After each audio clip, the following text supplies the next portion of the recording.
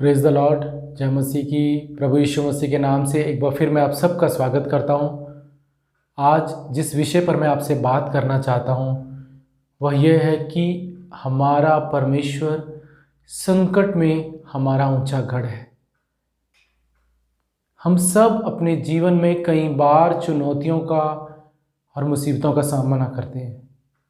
कई बार समस्याएं छोटी होती हैं और कई बार समस्याएं बड़ी होती हैं। और जब चुनौतियां बड़ी होती हैं और कई बार इतनी बड़ी होती हैं कि हमारे पास उसका कोई समाधान नहीं होता, और कई बार उन चुनौतियों को देखकर हम डर जाते हैं।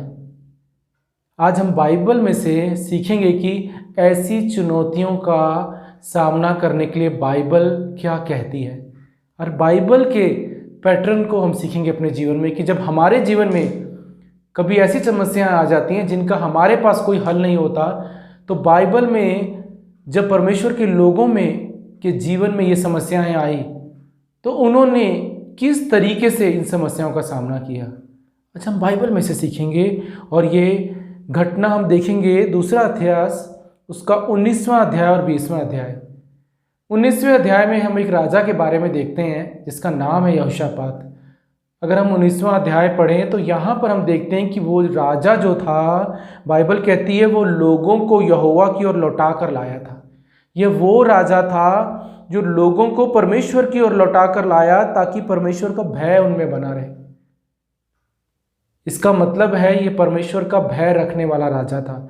6वें वचन में लिखा है, उसने न्यायियों से कहा कि तुम परमेश्वर का भय मानकर दूसरों का न्याय करना। और 9वें वचन में लिखा है, वो लोगों को आज्ञा देता था कि यहोवा का भय मानकर सच्चाई और निष्कपट होकर काम करना। इसका मतलब है कि यहोशापात जो यहूदा का राजा था वो परमेश्वर का भय मानने वाला राजा था। और बाइबल कहती है कि उसको एक बुरी खबर मिली कि अचानक 3 तरफ से दुश्मनों ने उस पर आक्रमण कर दिया। परमेश्वर का भय मानने वाला राजा जो लोगों को परमेश्वर का भय मानने के लिए सिखाता था, बाइबल कहती है अचानक उसको खबर मिलती है कि उसके चारों तरफ, उसके राज्य के चारों तरफ से 3 राजाओं ने मिलकर उस पर आक्रमण कर दिया। और ये राजा कौन थे? ये मोआबी थे, ये अमोनी थे और ये मुनी थे। और बाइबल कहती है 2 इतिहास 20:1 में कि ये तीनों मिलकर यहोशापात के राज्य पर आक्रमण कर देते हैं। और ये हम देखते हैं कि यहोशापात ने तो कुछ भी गलत नहीं किया है। यहाँ पर कई बार हम कहते हैं संसार में कि क्यों गलत बातें अच्छे लोगों के साथ होती हैं और क्यों कई बार अच्छी बातें गलत लोगों के साथ हो जाती हैं। कई बार हमारे पास इसका कोई जवाब नहीं होता। कई बार हम बिल्कुल सही होते हैं फिर भी गलत बातें हमारे साथ हो जाती हैं। आज हम बाइबल में से ये देखेंगे कि जब कोई भी रीज़न हो, कोई भी समस्या हो, चाहे आपने गलती की हो उसके कारण आपके जीवन में चुनौती आई, चाहे आपने कोई गुनाह किया हो उसके कारण आपके जीवन में चुनौती आई, या कई बार आप बिल्कुल सही होंगे आपके जीवन में फिर भी आपके जीवन में चुनौती आती है। यहाँ पर हम देखते हैं यहोशापात के विरुद्ध 3 राजा हमला बोलते हैं, यानी 3 वर्सेस 1, 3 राजा और सामने 1, 3 सेना और 1 सेना। यहाँ पर बाइबल कहती है कि यहोशापात डर गया। ये एक नॉर्मल रिस्पॉन्ड था क्योंकि उसे पता था कि आगे चुनौती है, आगे मौत है, आगे डर है, क्योंकि वो उनका मुकाबला नहीं कर सकता। अचानक एक ऐसी चुनौती उसके सामने आ जाती है जिसके लिए वो तैयार नहीं था, जिसका मुकाबला वो कर नहीं सकता था, और बाइबल कहती है वो डर गया। ये नॉर्मल रिस्पॉन्ड है। पर भजन संहिता 27:5 में लिखा है, दाऊद कहता है क्योंकि वह तो विपत्ति के दिन मुझे अपने मंडप में छिपा रखेगा, अपने तंबू के गुप्त स्थान में वह मुझे छिपा लेगा। बाइबल कहती है कि हमारी विपत्ति में वो हमें कभी अकेला नहीं छोड़ता। या दाऊद कहता है वो विपत्ति के दिन मुझे अपने मंडप में छिपा लेगा।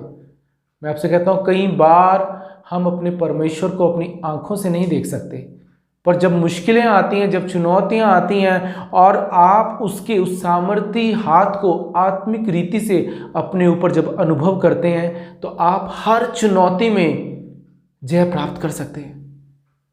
भजन संहिता 62:8 में लिखा है, हे लोगों हर समय उस पर भरोसा रखो, उसे अपने मन की बातें खोल कर कहो, परमेश्वर हमारा शरण स्थान है। यहाँ लिखा है हर समय उस पर भरोसा रखो।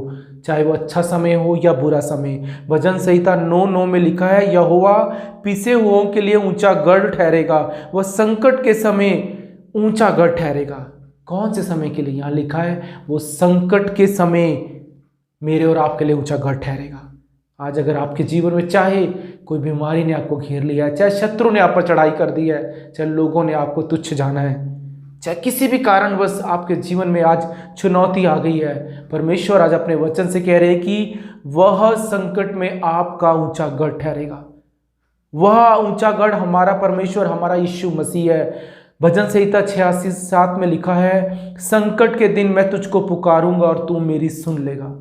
बहुत बार बाइबल कहती है संकट के दिन वो हमारी सुनता है, और जब हम उसे पुकारते हैं वो क्या करता है? वह संकट में हमारा ऊंचा गढ़ बन जाता है। पर यहाँ पर वही एक बात देखता है हमारे जीवन में कि हम संकट में कैसी प्रतिक्रिया करते हैं। ये बात हमारा परमेश्वर देखता है। और एक बात हमें याद रखनी है कि वो हमारा जो परमेश्वर है वो हर समस्या से बड़ा है। वो खुद कह रहा है कि संकट में मैं तुम्हारा ऊंचा गढ़ हूं। यिर्मयाह 32:7 में लिखा है कि हे प्रभु यहोवा, तूने बड़ी सामर्थ और बढ़ाई हुई भुजा से आकाश और पृथ्वी को बनाया है, क्या तेरे लिए कोई भी काम कठिन है? यहां पर यिर्मयाह नबी कह रहा है, जिसने आकाश और पृथ्वी को बनाया है, जिसके हाथ में सारी सामर्थ है, जिसके हाथ में सारा अधिकार है, मैं और आप उस परमेश्वर की सेवा कर रहे हैं। यहां पर नबी कह रहा है, आज मैं अपनी समस्या को देख रहा हूं, पर मैं उस खुदा की सामर्थ को भी देख रहा हूं, और मैं एक बात जानता हूं कि जिस खुदा ने स्वर्ग और पृथ्वी को बनाया है उसके लिए कोई भी काम कठिन नहीं है। और जब मैं जानता हूं कि वो मेरी समस्याओं में मेरे साथ है, तो फिर मुझे किस बात की चिंता है? मैं जानता हूं कि हर समस्या से बाहर निकालने की वो सामर्थ रखता है, क्योंकि उसके लिए कोई भी काम कठिन नहीं है।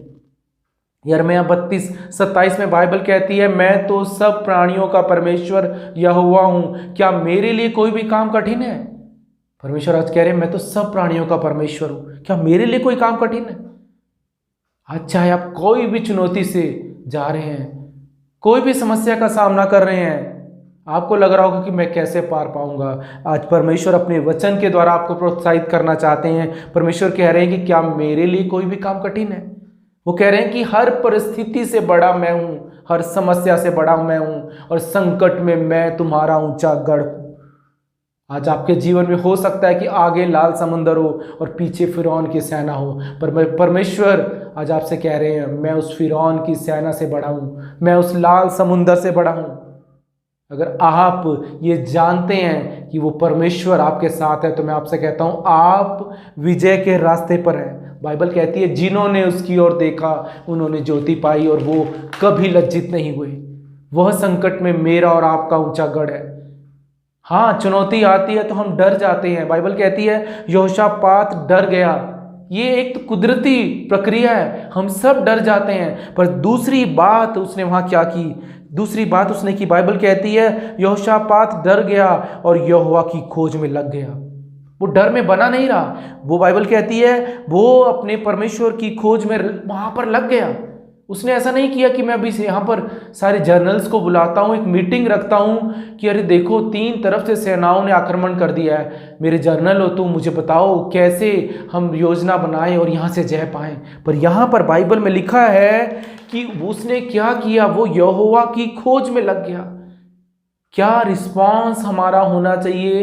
क्या हमारी प्रतिक्रिया होती है जब हमारे जीवन में चुनौती आती है? परमेश्वर इस बात को देखता है। अगर हम उसकी खोज में लग जाते हैं ना, हर परिस्थिति में, आपसे कहता हूं, हर परिस्थिति में आप अपने जीवन में जय को पाएंगे।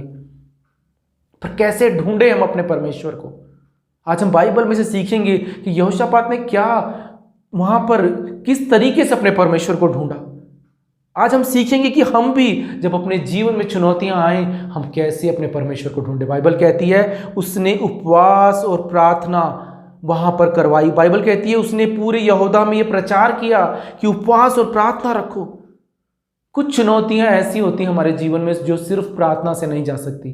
वहां पर हमें अपने सारे सुख वैभव, अपनी संसारिक अभिलाषाओं को, अपनी भूख और प्यास में वहां पर उस खुदा के चरणों में जाना होता है, जहां पर हमारी हर समस्या का हल है।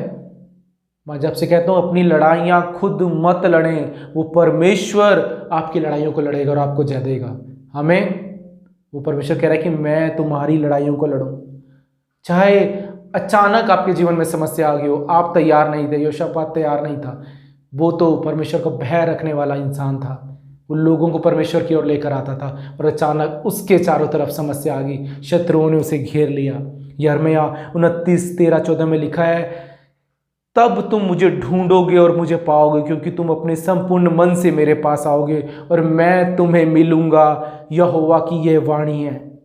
ये है मेरे और आपके पुकारने की प्रतिक्रिया, मेरे और आपके ढूंढने की प्रतिक्रिया। परमेश्वर कह रहे हैं, जब हम उपवास और प्रार्थना के साथ, जब हम भूखे और प्यासे होकर, जब हम संपूर्ण मन से उसके पास आते हैं, उसे ढूंढते हैं, वो कहता है कि मैं तुम्हें मिलूंगा, मैं तुम्हें मिलूंगा। ये यहोवा की ये वाणी है। परमेश्वर आज मुझसे और आपसे कह रहे हैं। यहाँ पर हम देखते हैं वो परमेश्वर को पुकारते हैं। यहूदा के लोग, बाइबल कहती है, वहाँ इकट्ठे होकर परमेश्वर को पुकारते हैं और कहते हैं, क्या तू स्वर्ग का परमेश्वर नहीं? तेरा सामना कोई नहीं कर सकता, हम तो सिर्फ तेरे सामने दुहाई लगाएंगे, तू सुनकर हमें बचाएगा। हमारी हर समस्या पर हमारा बस नहीं चलता, पर हमारी आंखें तेरी ओर लगी हुई हैं। यहाँ एक चीज मुझे और आपको यहोशापात से सीखनी है कि उसने मसीह संगति नहीं छोड़ी। मैं जब से कहता हूँ, जब आप मुश्किलों में हो, जब आप मुसीबतों में हो, आप परमेश्वर की खोज में लग जाएं, आप उपवास प्रार्थना करें, पर सच्ची मसीह संगति को कभी मत छोड़िए। सच्ची मत। यहाँ देखते हैं 2 इतिहास 20:4 में लिखा है, अतः यहूदी यहोवा से सहायता मांगने को इकट्ठे हुए। जानते हैं, जब आपके जीवन में ट्रायल आएगा ना, जब चुनौती आएगी, शैतान बोलेगा तुम अकेले हो जाओ, तुम्हें किसी की ज़रूरत नहीं है। यहाँ पर लिखा है, उन्होंने मिलकर उपवास और प्रार्थना की, मसीह संगति में बने रहना और उससे ढूंढना। बाइबल कहती है, जब हम मसीह संगति में प्रार्थना करते हैं, परमेश्वर बात करता है। जब हम मिलकर आराधना करते हैं, परमेश्वर वहाँ पर काम करता है। और हम यहाँ देखते हैं क्या हुआ, जब वो मिलकर प्रार्थना करने लगे, बाइबल कहती है कि परमेश्वर उनसे बात करने लगा। और वहां पर लिखा है, परमेश्वर का आत्मा उतरकर एक लेवी पर आ गया और वो उनसे कहने लगा, सुनो तुम सब ध्यान दो, यहोवा तुमसे यूं कहता है। वो क्या कहा परमेश्वर ने उनसे? तुम इतनी बड़ी भीड़ से मत डरो और तुम्हारा मन कच्चा ना हो, क्योंकि युद्ध तुम्हारा नहीं परमेश्वर का है। और यही बात यहोशापात सुनना चाहता था, यही बात यहोशापात सुनना चाहता था। उसने वहां पर उपवास प्रार्थना का प्रचार कराया, वो मिलकर प्रार्थना करते रहे और परमेश्वर उन्हें रास्ता दिया। आज मैं आपसे कहता हूं, जब आपके जीवन में चुनौतियां आए ना, तो आपको सबसे पहले उस खुदा की खोज में रखना है। दूसरी बात, आपको उपवास प्रार्थना के साथ मसीह संगति में बनकर प्रार्थना करते रहना है, उसकी आराधना करते रहना है। परमेश्वर आपसे बात करेगा और आपके जीवन से सारे शत्रुओं को वो कोसों दूर कर देगा। बाइबल कहती है कि सच्ची आराधना मिलकर जब हम करते हैं, वो छुटकारा लाती है। और सच्ची संगति जो सच्चे मसीह जनों की जब होती है, तो परमेश्वर का वहाँ अद्भुत काम होता है। अगर हम देखें बाइबल में, तो कितनी मूर्खता का काम यहाँ पर यहोशापात करता है कि जहाँ उसे सैनिक भेजने चाहिए थे, वहाँ पर सैनिकों के आगे वो आराधना के दल को भेजता है। अगर हम संसारिक तरीके से देखें तो ये एक मूर्खता की बात थी। जहाँ उसे युद्ध में सैनिक भेजने थे, वहाँ उनके आगे वो आराधना के एक दल को भेजता है और वो गीत गाते हुए आगे बढ़ते हैं, क्योंकि वो परमेश्वर की आज्ञा का पालन कर रहा था, वो विश्वास में बना हुआ था। और बाइबल कहती है, वो तीनों राजा जो वहाँ पर थे, वो आपस में लड़ मरे। बाइबल कहती है, शत्रु अपने आप वहाँ खत्म हो गए। एक बात मुझसे और आपसे परमेश्वर चाहता है, वो चाहता है आज्ञाकारिता। जब परमेश्वर हमसे बात करे, जब परमेश्वर हमसे कहे, हमें विश्वास कर कर उस बात पर चलना है। तीनों राजाओं की आर्मी को यहोशापात ने हरा दिया। बाइबल कहती है वो आपस में ही लड़ मरे। कितनी सीधी योजना थी, पर कितनी अद्भुत योजना थी।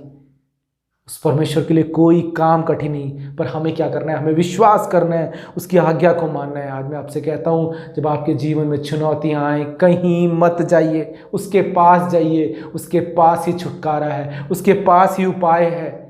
जब हम अपनी समस्याओं में अपने परमेश्वर को खोजते हैं और परमेश्वर के लोगों के साथ बने रहते हैं, वो हमारे बीच में आकर काम करता है। वो कहता है मैं तुम्हारी हर समस्या से बड़ा हूँ, अपनी समस्याओं में मुझे ढूंढो, अपनी समस्याओं में मुझे ढूंढो, मेरे लिए कोई भी बात कठिन नहीं है।